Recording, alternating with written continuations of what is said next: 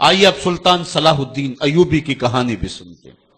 اسلام کا مجاہد اعظم، یہ حلال اور صلیب کی جنگوں کا ہیرو، اور جس پہ امت اسلامیہ کو آج بھی ناز ہے۔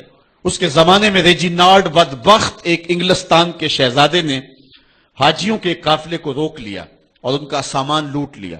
انہوں نے کہا ہم حج پہ جا رہے ہیں، تو نے ہمارا سامان لوٹ لیا، ہمیں جانے دے۔ تو اس نے دریدہ دہنی کرتے ہوئے کہا بلاؤ اپنے نبی محمد کو جو تمہاری جان چھڑائے۔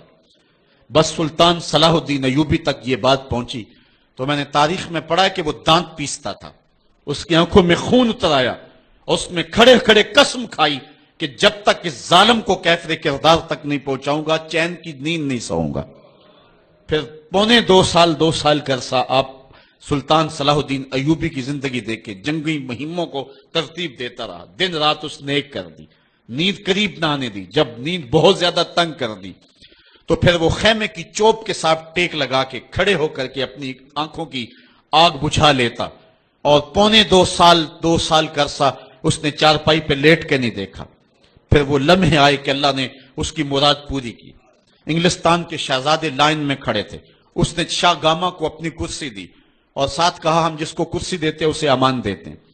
پھر اس نے اس کے جو نائٹس تھے ان کو آب خورے دیے، ان میں پانی دیا، کہا جس کو ہم پانی دیتے ہیں اس کو امان دیتے ہیں۔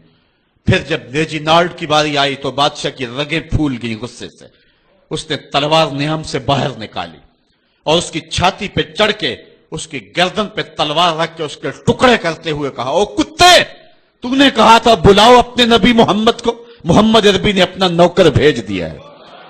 اور اس طرح اس ریجینالڈ کتے کے دو ٹکڑے کر کے رکھ دیے۔ یہ ہماری تاریخ ہے، یہ اور روشن تاریخ ہے۔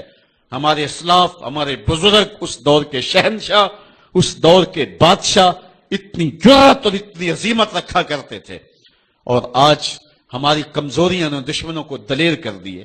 کبھی ایسا بھی اندھیر آیا تھا کہ سرے عام یوں توہین اور تنقیص ہوتی ہو پیغمبر حسن اور پیغمبر جمال کی، اور پھر 1 ارب 40 کروڑ انسان دنیا کے اوپر بستے ہوں، یہ بھی زمانے نے دن دیکھنے تھے۔